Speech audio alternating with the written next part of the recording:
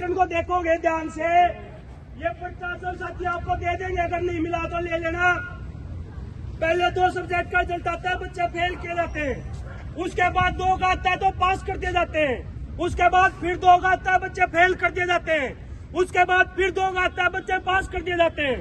तो ये पूरा पैटर्न है जिगजैग वे में, मतलब कि 2 में फेल, 2 में पास, 2 में फेल, 2 में पास। तो ये सवाल हमारे ऊपर नहीं है कि हम फेल हुए, हमें फेल किया गया है।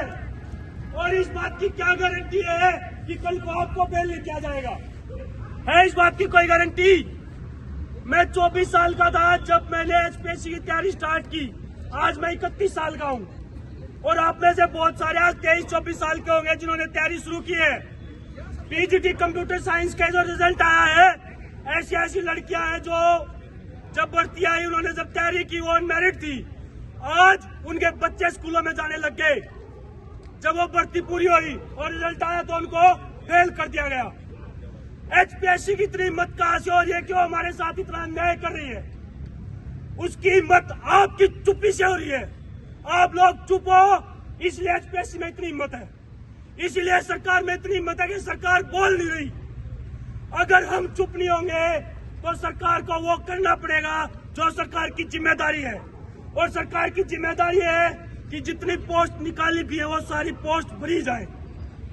दोस्तों, जब हमने अप्लाई किया, जैसे मैं इंग्लिश का कैंडिडेट हूं तो इंग्लिश का एक एग्जांपल दे रहा हूं आपको। 4800 बच्चों ने अप्लाई किया। इसका मतलब ये है कि 4800 के 4800 बच्चे एलिजिबल हैं, है या नहीं है? है या नहीं है? जो एलिजिबल है भाई वो लायक है तभी तो एलिजिबल, तभी तो अप्लाई कर पाए, नहीं तो अप्लाई नहीं कर पाते। तो एचपीएससी का काम था उन 4800 में से टॉप के 613 छाट के उनके रोल नंबर डीएचसी को भेजना। लेकिन एचपीएससी ने क्या किया? सिर्फ 145 बच्चों का रोल नंबर भेजा जाएगा, 145 के 468 पोस्ट खाली छोड़ दी जाएंगी। इकोनॉमिक्स की पोस्ट खाली छोड़ दी जाएंगी, डिफेंस की पोस्ट खाली छोड़ दी जाएंगी, फिजिकल एजुकेशन की पोस्ट खाली छोड़ी गई है। ये जो पोस्ट खाली छोड़ी जा रही है इसका नुकसान किसको है? क्या हम सिर्फ इसीलिए अगर से आए हैं कि 6-6 साल या लाइब्रेरीज में बैठ के पढ़ते रहेंगे? क्या ऐसे इस देश का, इस समाज का निर्माण होगा? मैथमेटिक्स के स्टूडेंट से पूछना, आपके यहाँ जो बच्चे तैयारी कर रहे हैं, मैथमेटिक्स के जो बच्चों में उनसे पूछना उनके साथ क्या हुआ, और वो अपने घर वालों को भी नहीं समझा पा रहे हैं कि उनके साथ गलत हुआ है। जब चेयरमैन साहब से वो मिले प्री के बाद कि सर ये जो आपने प्री बनाया है इसमें तो 300 बच्चे भी पास नहीं होंगे, तो चेयरमैन साहब ने कहा अच्छा 300 पास हो जाएंगे। मतलब चेयरमैन साहब वाज मॉकिंग अस कि 300 पास हो जाओगे तुम। और उसके बाद उन्होंने कहा कि कोई बात नहीं, मेंस में देखेंगे। ये जो ड्रॉर देख रहे हो आप, ड्रॉर में मेंस रखा है, हमें मैथ के टीचर चाहिए ही नहीं। मतलब एक आदमी पूरे हरियाणा को हुर कर रहा है और हम चुपचाप तमाशा देख रहे हैं। ये हमारी कायरता है, बुज़दिली है। और ये बुज़दिली कब तक चलती रहेगी दोस्तों? हमें आज 50 दिन हो गए हम धरने बैठे हुए हैं। क्या जिस दिन डबल को इंटरव्यू के लिए बुलाया जाएगा सिर्फ हमें बुलाया जाएगा? सिर्फ हमें बुलाया जाएगा क्या? आप इस बात का जवाब दो, क्या सिर्फ हमें बुलाया जाएगा? दोस्तों, जो लोग आज घरों में बैठे हैं, जिस दिन बुलाया जाएगा, हम सेक्टर 5 में धरने बैठे हुए हैं, हम लेट हो जाएंगे सेक्टर 5 से सेक्टर 4 पहुंचने में। लेकिन मजाल की बात है जो लोग घरों में बैठे हैं, महेंद्रगढ़, रोहतक, सोनीपत, वो हमारे से पहले एचपीएससी ऑफिस पहुंचेंगे। जब वो नौकरी के टाइम पे हमारे से पहले पहुंचेंगे तो आज जब संघर्ष की बारी है, आज क्यों नहीं पहुंच रहे? तो दोस्तों, ये लड़ाई सिर्फ 5-10 लोगों की नहीं है, ये लड़ाई पूरे हरियाणा की है। ये लड़ाई है उस चेयरमैन के खिलाफ जो ये कह रहा है कि यूनिवर्सिटीज में पढ़ना नहीं सिखाया जाता, लिखना नहीं सिखाया जाता। हमारी यूनिवर्सिटीज के प्रोफेसर डर गए, चुप बैठे हैं। वो ये तक कहने की हिम्मत नहीं जुटा रहे कि हमने लिखना भी सिखाया है, पढ़ना भी सिखाया है। तो ये बात एचपीएससी को कौन बोलेगा दोस्तों? कौन बोलेगा बताओ?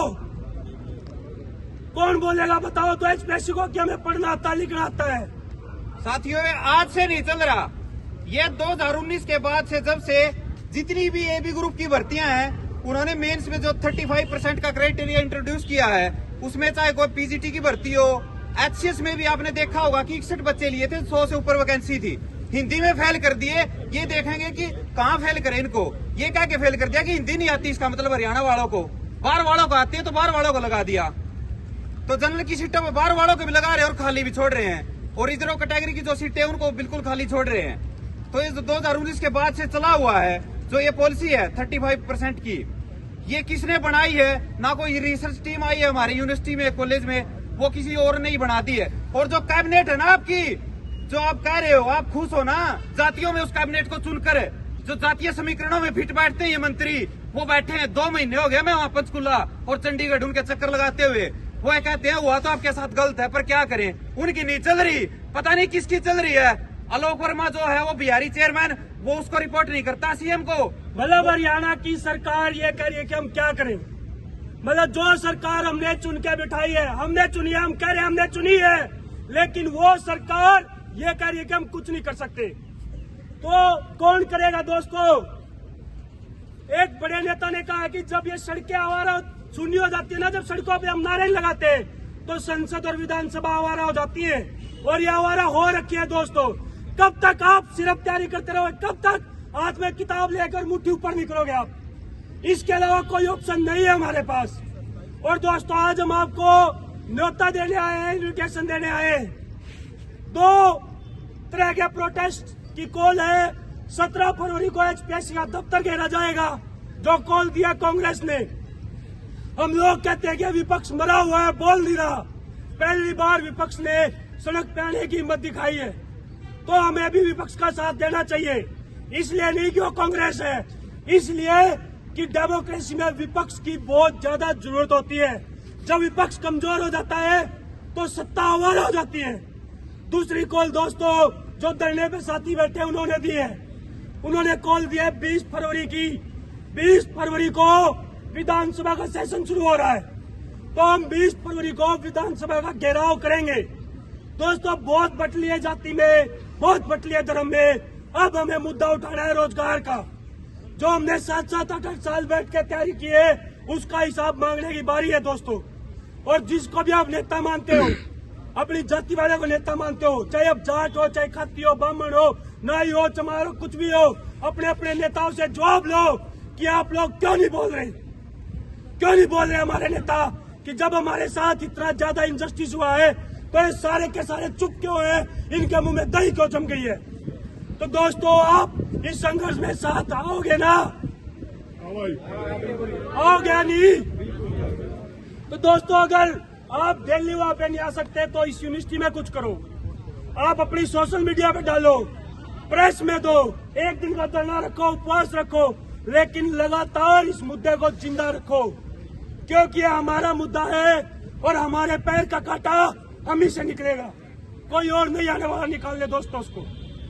तो मैं उम्मीद करता हूं कि अगली बार जब नारा लगाएंगे तो सिर्फ हम 5 लोग नहीं बोलेंगे, आप भी साथ में नारा लगाओगे। लगाओगे नहीं लगाओगे?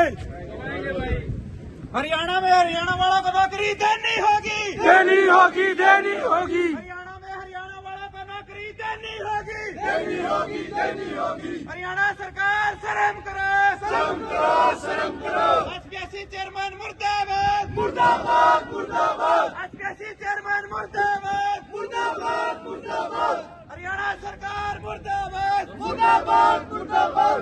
दोस्तों हमारे बीच जो आज HPSC जो अलग अलग डिपार्टमेंट्स के अंदर इन हमारे एस्पिरेंट्स को रोक दिया गया, उसके खिलाफ ये समर्थन के लिए आए हैं। तो हम हमारे महर्षि दयानंद विश्वविद्यालय से, जिसके खिलाफ भी आलोक वर्मा जो HPSC का चेयरमैन है, उसने एक बयान दिया है कि यहाँ के प्रोफेसर्स को, असिस्टेंट प्रोफेसर को, एसोसिएट प्रोफेसर्स को पढ़ाना नहीं आता। तो ये सीधा सीधा विश्वविद्यालय को उनके द्वारा ये अपमानित किया जा रहा है, जिसको हमें सहन नहीं करना चाहिए। दूसरा, हमें ये समर्थन इसलिए करना चाहिए क्योंकि कल को आप भी इस लाइन में खड़े होगे। और तीसरा, इसके अंदर लगातार जो शिक्षण संस्थानों को भी HKRN के तहत भर्ती करने के लिए तैयार किया जा रहा है। जिस तरीके से PGT, PGT और PRT के अंदर जो HKRN ने पैर पसार लिए हैं, उसी प्रकार हायर एजुकेशन के अंदर भी बहुत जल्द HKRN जैसी योजना पैर पसारने वाली है। ये चेतावनी देता हूं मैं मेरे छात्र संगठन SFI की ओर से। अगर आपने इसके ऊपर एक्शन नहीं लिया, टाइम रहते नहीं बोला, तो ये HKRN जैसी योजना हमारे हायर एजुकेशन के अंदर भी एंटर कर जाएगी, जो कि सीधा सीधा हमारे शिक्षण संस्थानों के लिए घातक सिद्ध होगी। मैं कहना चाहता हूँ, आज हमारे स्कूलों के अंदर 5-5 तरीके के टीचर लगे हुए हैं। कोई कॉन्ट्रैक्ट पे लगा हुआ है, कोई HKRN पे लगा हुआ है, कोई गेस्ट लगा हुआ है, कोई परमानेंट लगा हुआ है, कोई ओल्ड पेंशन स्कीम पे लगा हुआ है, कोई नई पेंशन स्कीम के ऊपर लगा हुआ है। सबके ऊपर अलग अलग तरीके से अलग अलग प्रकार से प्रभाव पड़ते हैं। तो मैं आज सभी को यहाँ जो अभी इकट्ठा हुए हैं उनको यहाँ पे इनके समर्थन में यही कहना चाहूंगा, ये हमें इनके समर्थन में आना चाहिए और इनके साथ मिलकर इनकी लड़ाई में कंधे से कंधा मिलाकर लड़ना चाहिए। धन्यवाद। छात्र एकता जिंदाबाद, इनकलाब जिंदाबाद। साथियों